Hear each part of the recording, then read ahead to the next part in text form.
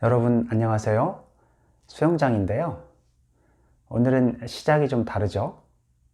오늘은 수학 용어를 영어로 어떻게 표현하는지를 설명하는 동영상이 아니고 미국의 고등학교에서 배우는 교과 과정, 커리큘럼에 대해서 잠깐 여러분들께 소개를 하는 시간을 갖도록 하겠습니다.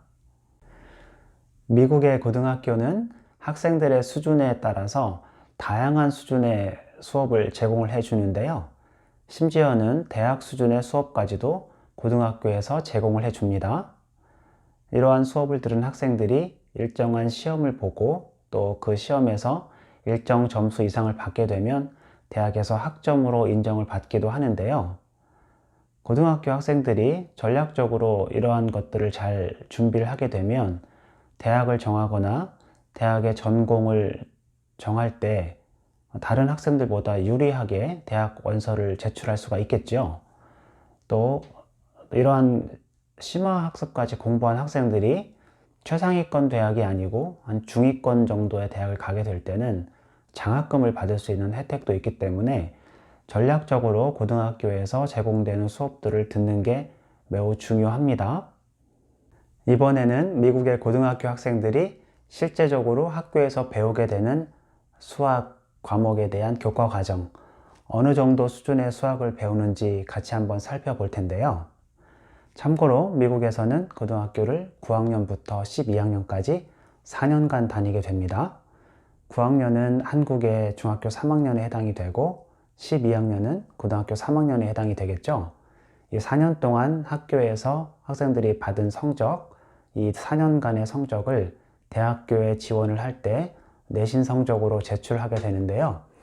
그 중에서 4년간 배우게 되는 수학 과목은 학교에서 제공이 되는 과목들이 칠판을 보시면 Algebra 1, Geometry, Algebra 2, Pre-Calculus, Calculus, AP Calculus AP, AP Calculus BC, 또 AP Statistics 이렇게 주로 제공이 되는 과목들이 제가 칠판에 적어 놓은 과목들이고 이 이외에도 훨씬 어려운 내용들도 제공이 됩니다.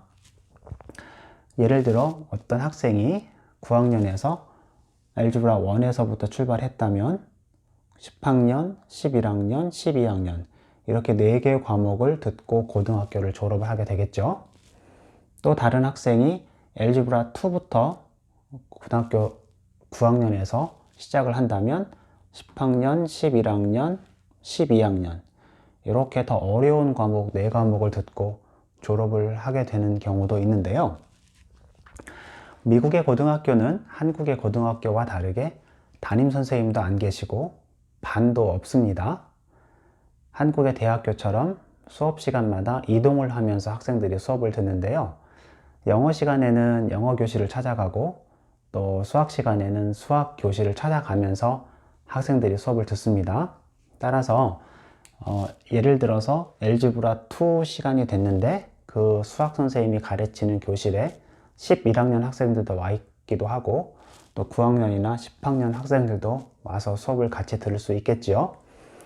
미국의 고등학교는 자신의 능력에 맞는 대로 자신의 수준에 맞는 대로 수업을 들을 수 있도록 제공이 되기 때문에 전략적으로 잘 본인들이 과목마다 좋아하는 과목, 잘하는 과목, 또 싫어하거나 어려워하는 과목은 쉬운 내용부터 들으면서 대학을 가기 위해서 준비를 합니다.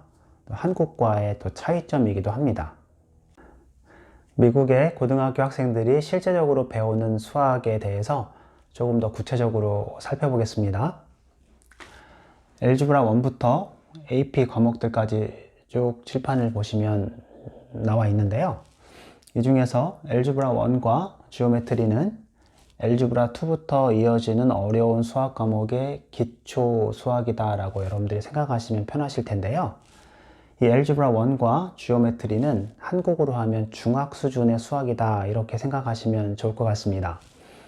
이 알gebra 1은 중학교 수학 중에서 도형을 제외한 나머지 단원들, 예를 들면 정수, 실수, 또 루트를 배우는 근호, 또 1차 방정식, 2차 방정식, 간단한 지수법칙, 또 간단한 인수분해와 같은 단원들을 엘제브라 1에서 배우게 되고, 지오메트리는 한국말로 하면 기하학이지요. 도형을 다루는 수학 분야인데요. 중학교 1학년, 2학년, 3학년 각각 2학기에 나오는 도형들, 평면 도형, 입체 도형과 같은 단원들을 배우고, 또 피타고라스 정리와 같은 중요한 그런 단원들도 지오메트리에서 같이 배우게 됩니다. 참고로 한국에서 미국으로 유학을 온 학생들이 엘제브라 1이나 또 지오메트리와 같은 시험을 보게 되면 점수가 굉장히 잘 나옵니다. 그리고 난이도를 물어보면 한국에서 배우는 것보다 많이 쉽다라는 얘기를 많이 하는데요. 그 이유는 한국에서는 선생님들이 변별력을 주기 위해서 시험 문제 중에서 매우 어려운 문제를 한두 문제씩 꼭 내고, 또 학생들의 실수를 유발하기 위해서 문제를 꼬아서 학생들을 실수하게 만들죠.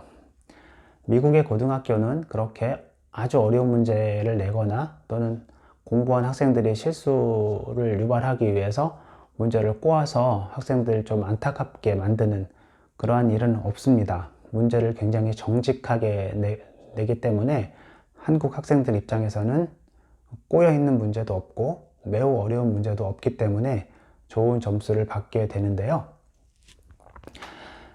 엘제브라 2부터는 내용들이 좀 어려운 내용이 있는데요. 엘제브라 2는 이제 고학년으로 가는 첫 번째 그런 어려운 수학 과목에 속하는데요. 앞부분은 한국 학생들이 좀 많이 쉽다라고 얘기를 합니다. 중학교 수학에서 배운 내용들이 연결되고, 그렇게 한국 학생들이 계산력이 뛰어나기 때문에 어렵지 않게 엘제브라 2를 배우게 되는데요. 문제는 엘제브라 2의 이제 후반부에 가게 되면 2차 곡선을 배우게 되는데, 2차 곡선은 한국에서는 자연계 학생들이 배우는 단원이죠. 쌍곡선, 타원, 포물선도 이렇게 옆으로 되어 있는 그런 포물선들을 배우는 단원이어서 쉽지 않은 단원입니다. 그리고 수열도 배우고요. 수열은 한국에서는 수학 1에서 나오는 단원이죠. 또 행렬이라는 단원도 엘제브라 2에서 배우게 되는데, 이 행렬은 한국에서는 자연계 학생들도 배우지 않는 단원입니다. 특목고 학생들이 배우게 되는 전문 과정에 행렬이라는 단원이 들어있어서 좀 어려운 단원들도 엘제브라 2에는 들어있다라고 생각하시면 되고요. 그 다음에 보시면 이제 캘큘러스라는 단어들이 보이는데, 이 캘큘러스는 한국말로는 미적분학이라고 합니다. 미적분학을 영어로 캘큘러스 이렇게 부르는데, 미적분학은 공부해 보신 우리 부모님들은 잘 아시겠지만 함수를 가지고 응용하는 그런 수학의 분야이기 때문에 함수를 매우 잘 이해해야 되지요. 그래서 프리캘큘러스는 미적분학을 배우기 위한 기초 과정으로 여러 가지 1차 함수, 2차 함수, 고차 함수의 그래프들에 대한 설명, 또 지수함수, 로그함수, 또 삼각함수, 보통 초월함수라고 하는 이런 함수들에 대해서도 배우고, 또 특별히 벡터를 배우는데요. 한국의 자연계 학생들이 매우 어려워하는 단원 중에 하나가 벡터인데, 이 벡터도 미국에서는 배우게 됩니다.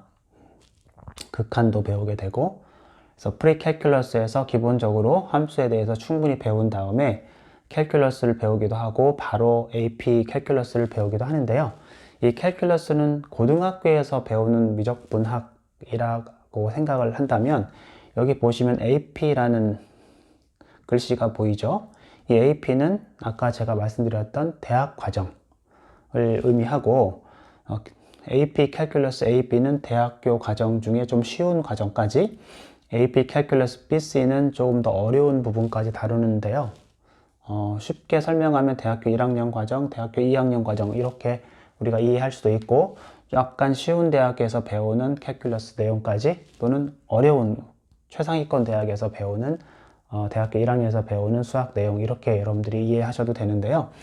매년 5월에 AP 시험을 봅니다. 그래서 고등학교에서 열심히 공부한 학생들이 5월 달에 AP 시험을 보고 좋은 점수를 받게 되면 대학에서 학점으로 인정을 받기도 하고, 또는 장학금을 받을 수 있는 기회도 주어지는데요. AP Statistics는 AP 과목 중에서 통계학이죠. Statistics. 그래서 대학교 1학년 정도 되는 수준의 통계학을 고등학교에서 배우고 또 이 통계학 시험을 보기도 합니다. 이 캘큘러스는 주로 이공계로 가는 학생들이 많이 선택을 하고 공부를 하고, 또 Statistics 통계학은 경제학과라든지 통계학과 같은 그런 대학 전공을 하고 싶어 하는 학생들이 많이 선택을 하는 과목입니다. 미국의 고등학교 학생들이 실제적으로 배우는 수학에 대해서 간략하게 살펴보았는데요. 한국 학생들과 다른 부분들이 좀 많죠. 학교 생활하는 것도 그렇고 또 본인의 수준에 맞춰서 심화과정까지도 충분히 배울 수 있는 장점들이 있는데요. 본인이 좋아하는 과목들, 잘하는 과목들은 심화과정까지 배우고, 또 좋아하지 않거나 어려워하는 그러한 과목들은 쉬운 부분까지만 배우면서 전략적으로 자신의 장점을 잘 살려서 대학에 어필할 수 있는, 또 대학 지원할 때 그만큼 유리하게 본인이 맞는 학과들을 선택할 수 있는 장점이 주어지는데요. 다음 시간에도 또 기회가 되면 캐나다의 고등학교 교과 과정에 대해서도 여러분들께 소개해드리는 시간을 갖도록 하겠습니다. 사실 할 말이 너무 많은데 짧은 시간 동안에 너무 많은 얘기를 할 수가 없어서 오늘은 간략하게 준비를 해봤습니다. 앞으로 저희 수영장 TV를 통해서 계속해서 여러분들께 좋은 정보를 알려드리도록 하겠습니다. 다음 시간에는 계속해서 수학 용어를 영어로 어떻게 표현하는지 동영상을 잘 만들어서 올리도록 하겠습니다. 여러분 고맙습니다.